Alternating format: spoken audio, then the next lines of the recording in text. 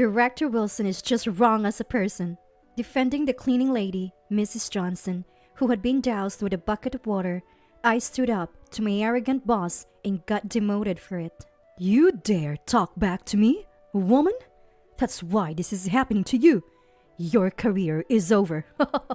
Director Wilson sneered. But then, President Taylor came to my house, looking pale, begging. Please, come back immediately. I need you. In the president's office, bewildered and trying to grasp the situation, I was met by a surprising individual. My name is Megan. Having graduated high school, I started working this year as a new employee in a mid-sized company. I lost my parents in an accident when I was young and only had my grandparents. Even past the retirement age, they worked hard to let me finish high school. Megan, you're smart. You should go to college. My grandparents urged, but I didn't want to burden them further, so I chose to work instead. To lessen their load, I started living alone when I got the job. The work, filled with new challenges, was tough, but I was motivated to repay my grandparents for raising me. Luckily, my seniors were incredibly kind, always explaining things clearly. Determined not to let them down, I worked hard too. However, there was one presence that unnerved me. My boss, Director Wilson. Arrogant and belligerent, he'd shout at the slightest displeasure. The seniors said he was the president's relative, protected by nepotism, unskilled but untouchable, feared for demoting disliked subordinates. Everyone endured his behavior. Being a high school graduate, a newbie, and a woman, I was an easy target for his stress relief, faced daily with his sarcasm. Others noticed but could only comfort me in his absence. I endured, telling myself this was the working world, not wanting to lose my job and worry my grandparents. If I lost my job, my grandparents would also be worried. Even in such a workplace, someone comforted me. Emily Grace Johnson, the cleaning lady, a gentle, always smiling woman. She'd encourage me whenever I vented about my boss. You're working so hard, aren't you? I always felt inspired to work hard when I thought of Emily, the cleaning lady beloved by everyone, and how she reminded me of my grandmother in the countryside. Emily, though in a different role, was striving just as hard in the same company. I couldn't let a mean boss like Wilson defeat us. I loved Emily for always instilling that fighting spirit in me, but the spiteful Wilson was, of course, harsh on Emily too. One day, while walking inside the office, I came across Emily doing her cleaning. She was mopping the hallway, stepping aside for passing employees. As I was about to greet her, I saw Wilson coming from the opposite direction, instinctively hid. Wilson was looking at his mobile phone while walking, and the other employees were walking around to avoid him. I had a bad feeling. Then it happened. Wilson, engrossed in his phone, kicked a bucket, spilling water from it. Some of the water splashed onto the hem of Wilson's pants and his shoes. Damn, that's cold! Emily rushed over to him, worried. Oh no, are you all right?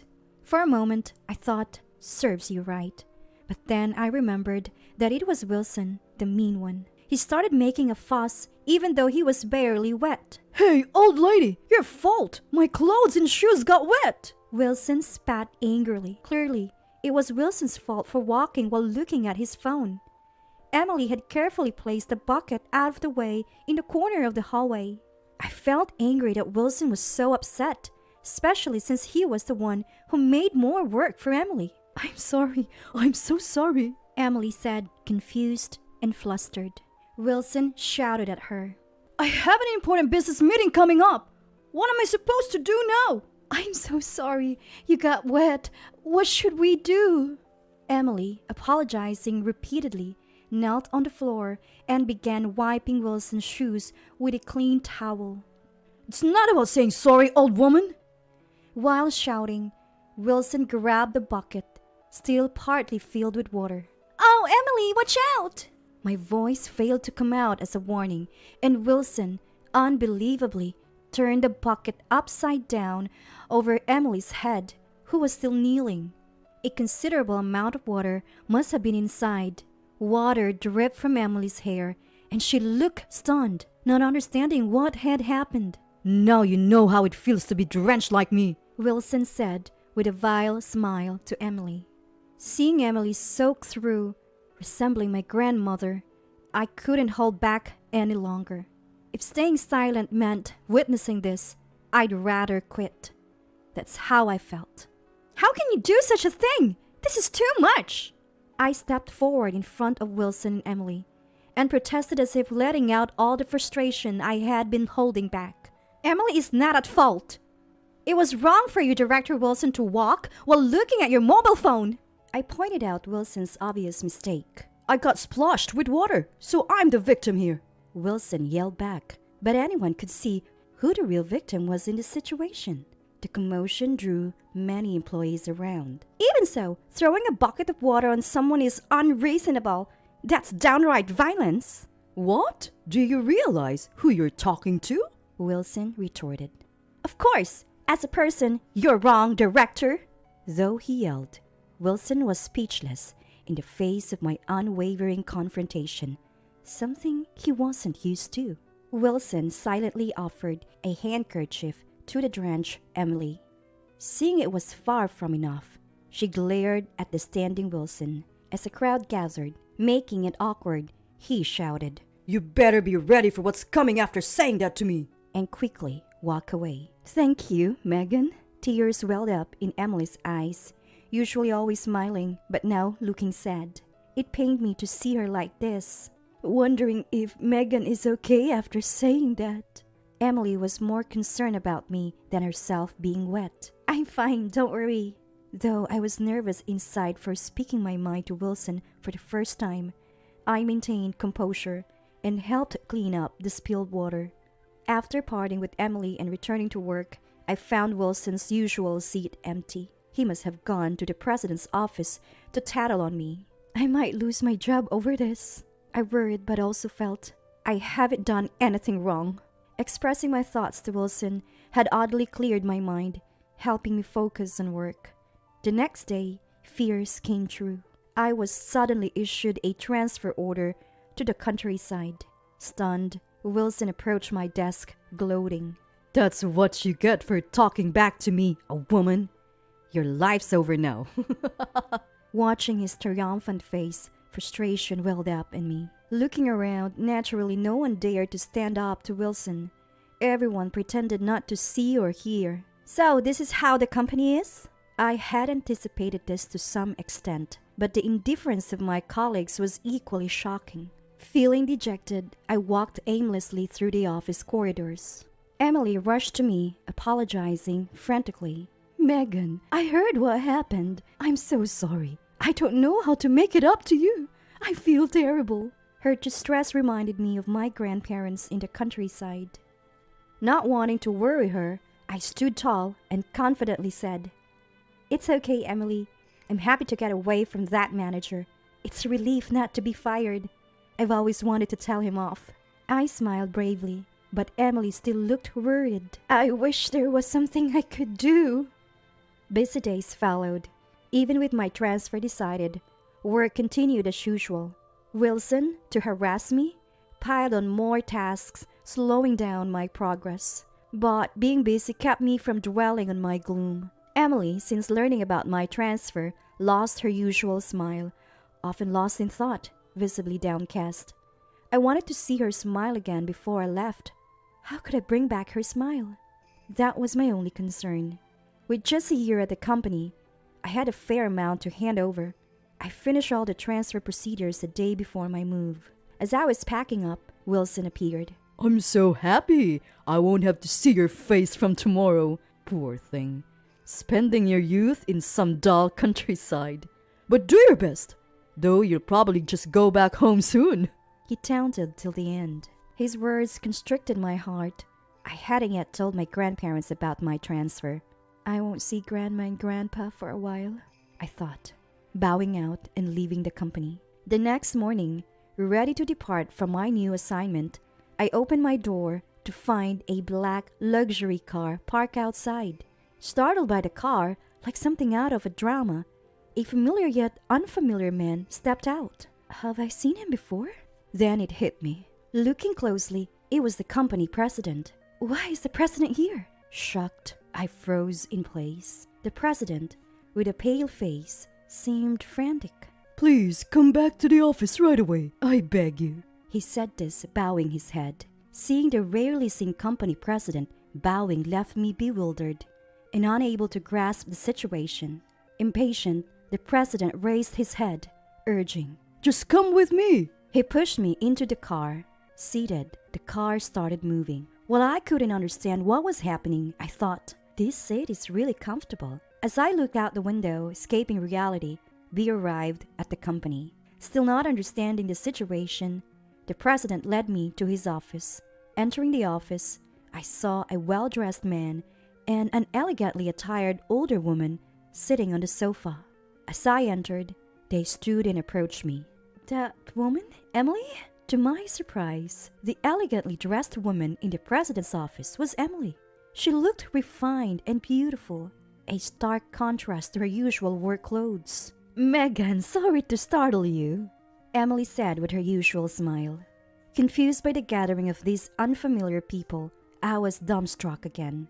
The president, upon entering, seemed apologetic towards the suited man, while Emily smiled at me. The well-dressed man changed the uneasy atmosphere. First, he said, offering me his business card. It bore the name of a major corporation, a key business partner influencing my company's fate. The name was Lucas Benjamin Johnson, with the title CEO. My mom always speaks highly of you. President Johnson greeted me, and I looked at Emily, who nodded with a smile.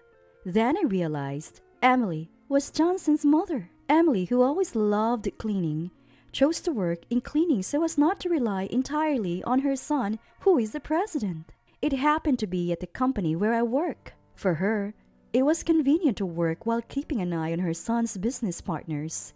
Emily knew of Wilson's bad reputation, but felt helpless and had been troubled for a long time. However, after I was transferred for defending her, she consulted her son to help me. Emily never used her position as the president's mother for work issues before, but this time she did, feeling a bit embarrassed as she explained.